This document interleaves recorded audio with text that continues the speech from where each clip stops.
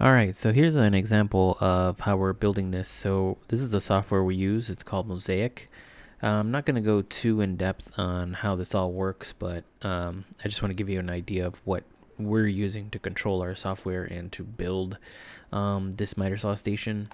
So if you go in here, there's several different settings. This is how you control kind of like what the cabinets are made out of, how they're built, what they're going to look like, what kind of handles you're using, hinges, drawer slides, what kind of drawer box you're making everything out of. This is kind of what controls everything in these settings. The room tab is where all of you control like the length of the wall, how tall the walls are, all those kind of things. But we're going to go here into the product section. This is kind of where you build everything at. This is a plan view, so we're looking straight down at it right now.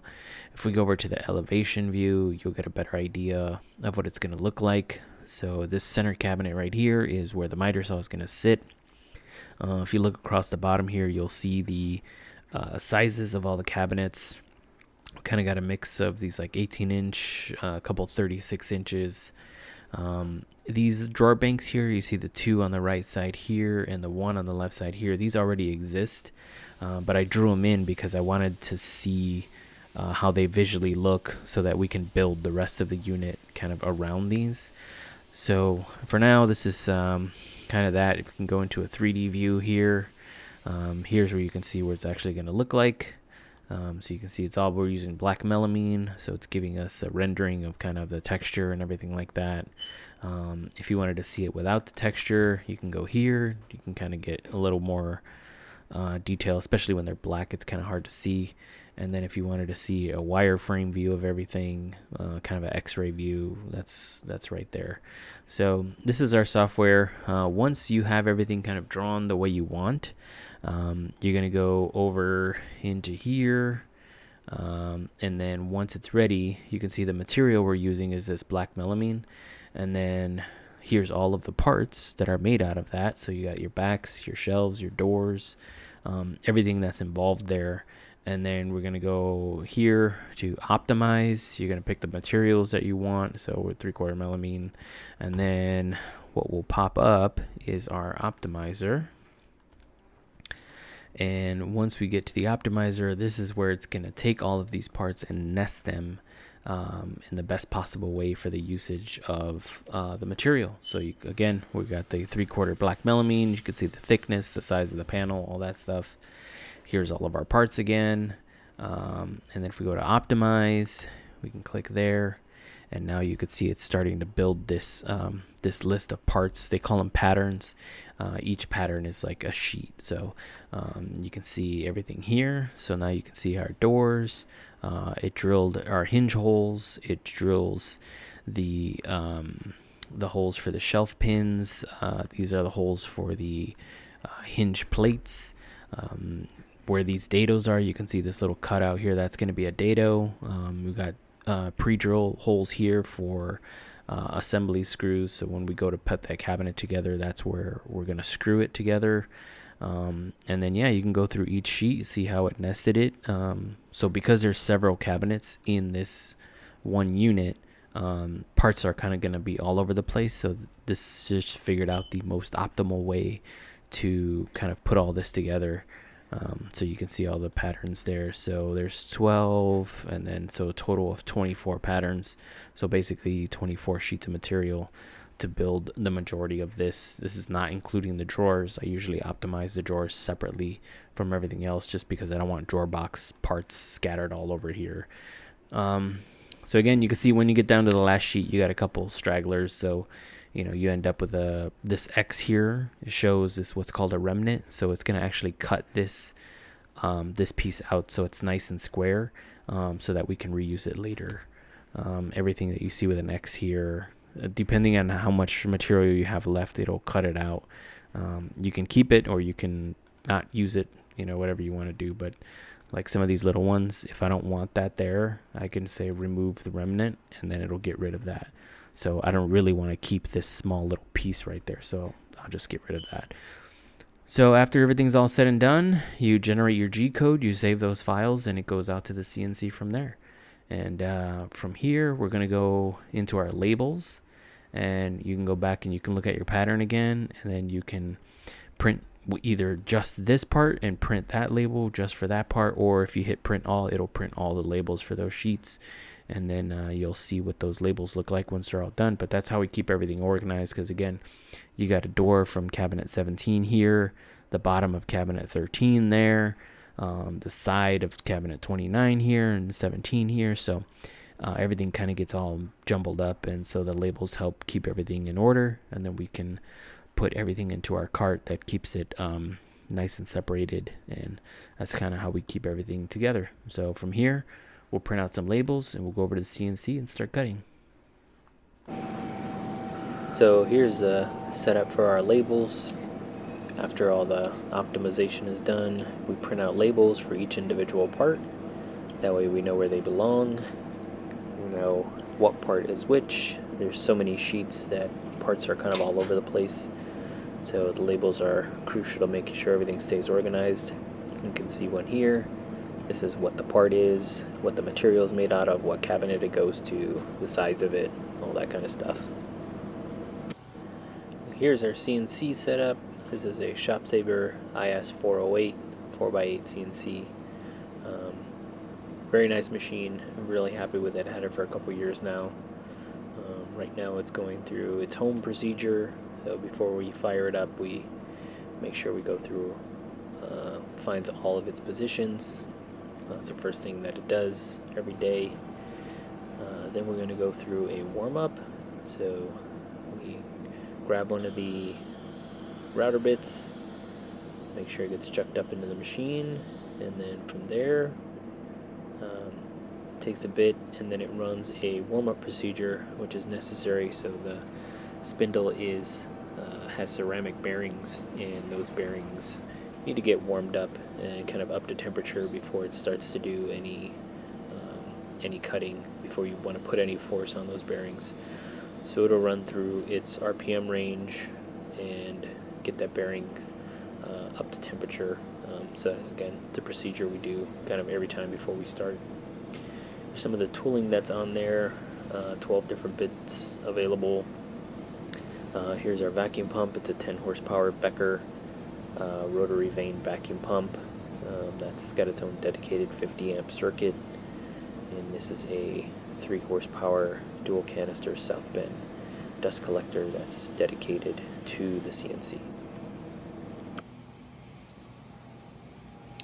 So here's Carlos. He's bringing in our bunk of material. So this is the black melamine 3/4 inch melamine, and came from our friends at Bennett Supply near Pittsburgh.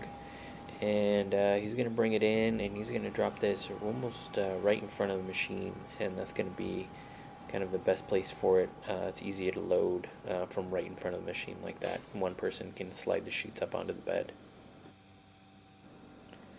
So here's the start of the CNC process. We do a little touch off there so we know where our materials are. That helps the bit kind of figure out its position.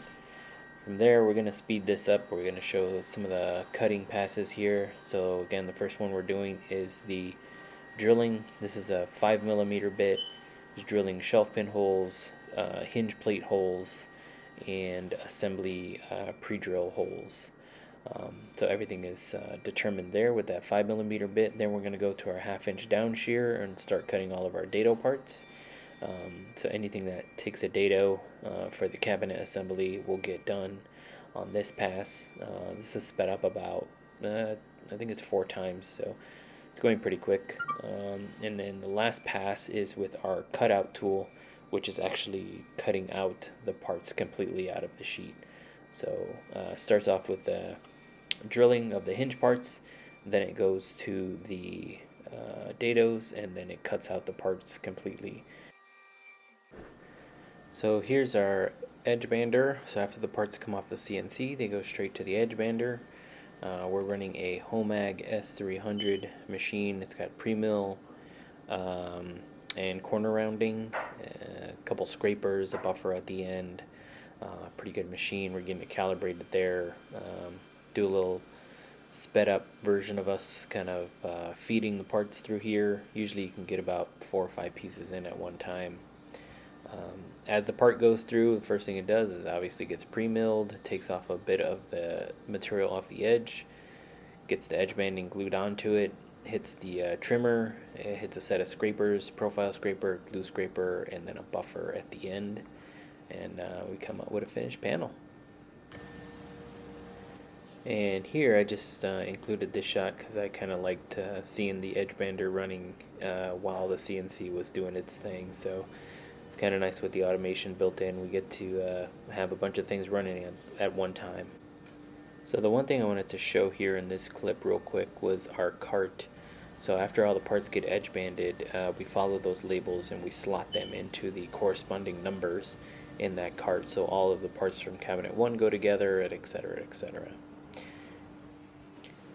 And so what we're seeing here is the drawer parts. Like I said, I like to optimize these separately because I want to keep all of my drawer parts together. It makes keeping these in order makes it a lot easier because there's so many parts that are either exactly the same size or very close to the same size, and when you cut them all at the same time, it makes it a lot easier to find them. So those are all the drawer sides, drawer bottoms, drawer backs, drawer fronts. Everything is here on these. I think it was about 3 sheets. And just one more shot here of us running these parts through the edge bander. It makes pretty quick work of it. We went through that whole stack of parts pretty quickly. So now we're on to the assembly. So now we're doing the assembly here. This is Carlos starting to put all the pieces together. So everything comes out of that cart in the right position. So all of the parts from cabinet 1 are now in that one slot. So he'll just pull all the parts out of there and start building.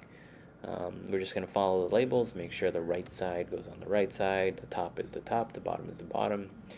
We're connecting everything with these, this is called a Conformat screw. It's 7mm by 50mm, and it goes in, it's pretty thick. This is a preferred screw for using for this type of application with the particle board. It really likes to, it will really bite in and grab that particle board more than like a standard assembly screw.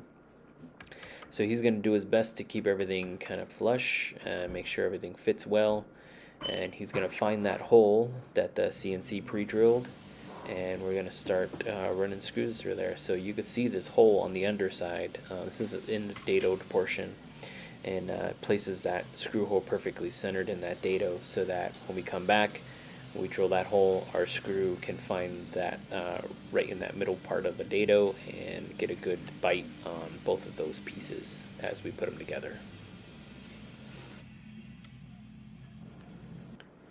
So here you'll see him running that pre-drill. That is a special bit for those Conformat screws. It's specially made, it steps down, it drills the hole for the shank of the screw, for the head of the screw, and just enough to countersink the head just below the surface. So if you're looking for one of those and you want to start using Conformats, which are great for particle board and MDF especially, we even use them in our plywood because they work so well. You're looking for that screw and for that specialized bit for Conformat. Again, the ones we were using are 7 by 50mm. So you can see more of the assembly process. The dados really help to keep everything kind of in line and straight and flush as you're putting it together. You'll just throw a little quick clamp on it, pop it into place, make sure everything is fully seated. And the one thing we really kind of focus on is keeping that front face flush so that we don't see any weird gaps along the front. That's going to be the most visible edge.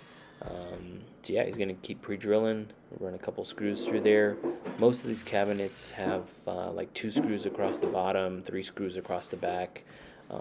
Once it's all said and done and put together, it's an extremely sturdy cabinet, and we're pretty happy with the way that this works. So besides going to a different type of construction method, this works for us really well. So here's a couple of the cabinets. This is after a few minutes of assembly. It takes about 10 minutes to assemble a cabinet, roughly, depending on how big it is. But this is a couple of the cabinets getting shaped up. Here I wanted to show you this. This is the hardware getting installed. So it's just a standard side mount drawer slide full extension. But you see those holes there. All of that's predetermined in that software like I was talking about.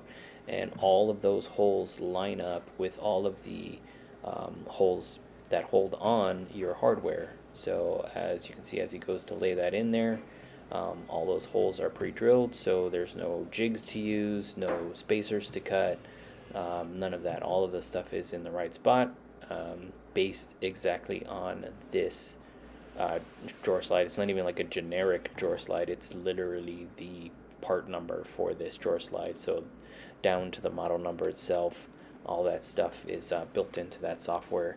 So it makes it really easy to kind of hang this hardware. All of that's being held in place with a 5mm screw. It's commonly referred to as a system screw, which you can see here.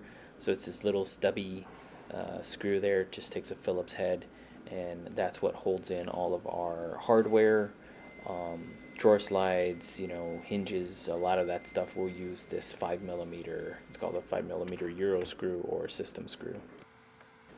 So now we're on to drawer box assembly, and we keep it simple. We're just using some pocket holes to join all of our drawer parts together.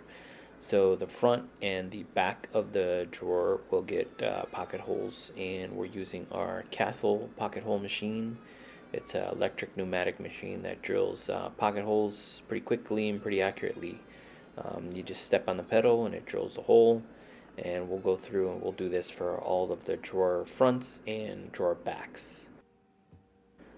So we got a little drawer making party here. So you can see how they go together. That's the back and the front, and those sit between the sides. And he's gonna make sure, again, everything is just kind of flush and lined up, making sure those upper edges are all flush to each other so it looks like a nice seamless box. And then from there, throw a quick clamp on it and drive a couple of pocket screws. And once we do that, it's a pretty solid and strong connection. You won't see the pocket screws because, again, they're at the back, which you won't see unless you pull the drawer completely out. And the front, where those screws are right there, are going to be covered by a secondary drawer front. So again, you won't ever see these pocket screws. But it's a quick way for us to assemble the drawer and make it nice and sturdy, while making it simple and efficient. Here's another quick shot of us doing some edge banding. I think we moved on to the parts that are all edge banded on all four sides. So all of the adjustable shelves, the doors, all of those kind of parts, they require four-sided edge banding. So takes a little bit more time, and we do those parts separate because there's a special program that you could run to run four sides of a part. Here's the doors that just got cut on the CNC. Another shot of all the boxes staged and ready for installation. We'll move on to that next. Here's the install. So first step in the install, of course, we're right by an electrical box, so we're going to do a little cutout to go around a little electrical box that we have there. Doing that cutout, and you can see the way we build these cabinets is we have a adjustable foot on the bottom, and there's a special tool that you use to kind of run that foot up and down, and you can't really see it, but we're running a laser line, and all we do is adjust that foot up and down until it touches that laser line, and that's how we get all of our cabinets leveled out without needing to use shims. And here is the lower row of cabinets all installed. This is the entirety of the base of all of the cabinets. There's those ones that previously existed, like I was talking about before, but should be a nice long counter space there. And here's a quick shot of everything with the drawer boxes installed. You can see everything slides out pretty nice and easy. And again, we didn't measure any single one of these parts. Everything just came straight off the CNC, pre-programmed and ready to install. So what we have here is the countertop. This has to go in first before we get the next set of cabinets above it. So here's the underside of it. We have those 3/4 inch ribs under a full 3/4 inch piece, so countertop basically ends up at 1.5 inches. I'm pushing the tops through here. We're edge bending one face and one edge because we do have a finished edge on some of these exposed parts of the countertop. So we're going to run those through there. Edge bender handled that pretty well, even though it's kind of a long piece. There was even a longer piece to deal with there. So now here's the countertop. We got it all set down in place. The blue edge banding is only on there because we had that left over from another job that happened to be big enough for this. Like I said, it's roughly about an inch and a half. You saw the miter saw there on the station. We just kind of put that up there to see how it looked. And here's all of the stuff that we need to get put away. So we definitely need that space. Here, doing a quick little shot of installing the countertop. Really simple, just kind of drill right up through those upper stretchers of the cabinet using my little right angle drill because that drawer divider there is kind of in the way. So use a little right angle attachment, squeeze myself into the cabinet, trying to get it adjusted, but otherwise we just screw it down using some GRK screws, and works out pretty solid. And countertop is all installed now. You can see a really nice long platform here. So I think we have just about 14 feet on one side of the blade and about 10 feet or so to the other. So yeah, plenty of space for us to do our cutting. Next up, we're installing the open cubbies. So this first row is cabinets that are open, no doors, one adjustable shelf. Just a really nice, simple, kind of easy access. Anything that we kind of grab pretty often, we're going to keep in this area here. Nothing that we can need to rifle through a drawer or a door to find out where something is at. So kind of our quick access stuff will sit right inside these cubbies here.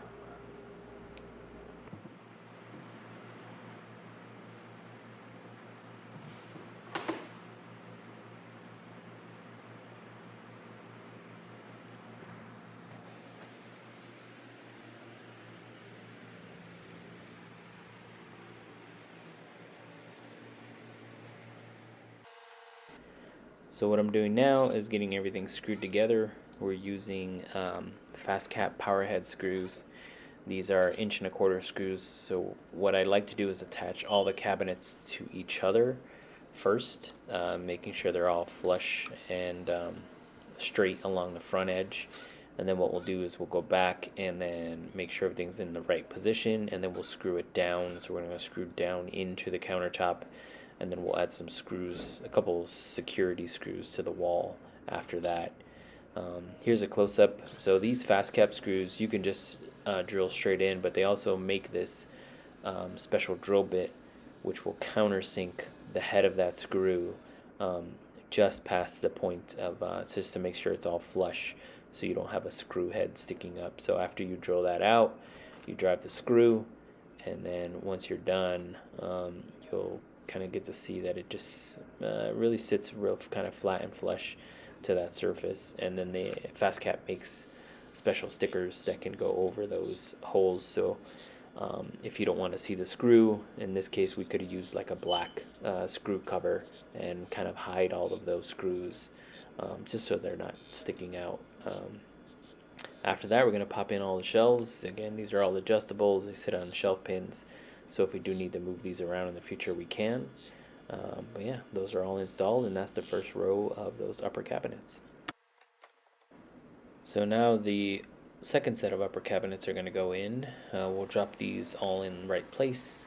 The labels, again, help to keep us organized, so we'll just refer back to our drawing, and we can see what cabinet goes where, what number of cabinet goes in what position. So we'll set all those up, and then from here we'll do kind of the same process. Like I said, I like to drill and make sure all of those cabinets are screwed to each other first before we screw them down to anything else. So you can see I get them all clamped up, make sure they're flush, not only to each other but also to the cabinet below, because we want to make sure that makes one nice even reveal there. We'll screw again, everything's screwed to each other, and then we'll screw down into that lower cabinet and make this all kind of one complete unit. So it's screwed down to the countertop and then through all the joining cabinets. Here's a shot of the hinge plates that we're using. This is what catches the hinges of the door. Those little plastic bushings fit into those 5mm holes. So we just take that and pop it in there. The plastic bushing fits into the hole, and then when you screw the screw tight, it expands that plastic dowel, and that's what locks it into the side of the cabinet. This works again especially well on particle board, so the screw doesn't have to bite into the particle board. That plastic is expanding into the hole and makes a really secure connection. And this is just a quick shot of me. So all I do is push all of those hinge plates into the holes, and then I come back with the screw gun and just tighten them all up. Again, the screw expands that plastic into that hole. Here's the hinges that we're using. These are from Blum as well.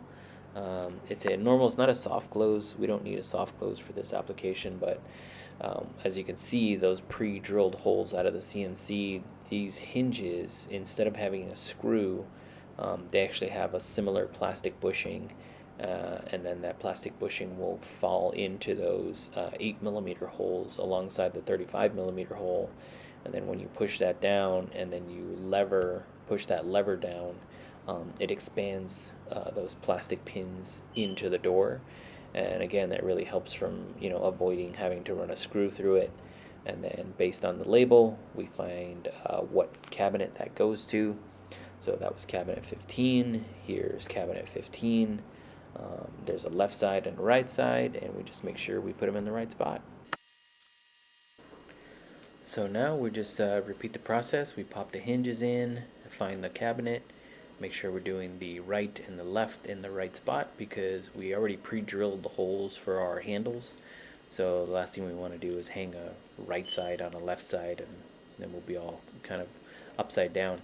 But again, labels make it pretty easy. Find the cabinet, find the door, left side, right side, and we just pop them on. Those hinges just kind of clip in. Here's the handles we're using, 4-inch basic wire pull, and again, here's the holes for the pre-drilled handles. And just like before, we go through each cabinet, putting in all of the hardware. The hinges and the hardware and the door pulls and all that stuff being pre-drilled, determined in the software, really makes it easy to just kind of go through and pop all the hardware in. Some of the cabinets still need the drawer fronts, and the rest of the doors applied, so you can see we're missing some drawer fronts there. But we'll go through and pop all the handles on, making sure those all fit well, which they do, and from there we'll show you kind of a final look at this thing. So here it is, wrapped it up. We started filling it with some stuff. You can see we're trying to keep everything fairly organized. We're not super dialed in as far as our organization. We just like to have everything in one spot. So if it's screws, you can see this one has a bunch of screws and hardware. We just like to keep everything in a similar spot. We'll go through and label everything. There's the miter saw. We still got to come up with some kind of stop and that kind of thing, but I think as we live with it, we'll work with it and see what works best for us. But otherwise, I appreciate you taking the time to watch the video. And again, this is really just to kind of point out how a shop, more kind of a professional commercial shop, would build something like this. Again, like I said, it's not an actual DIY project, but it is definitely something you can build in your own garage if you wanted to. Just would be a slightly different set of tools. So with that, I'd like to say again, thanks for watching, and I appreciate you following along.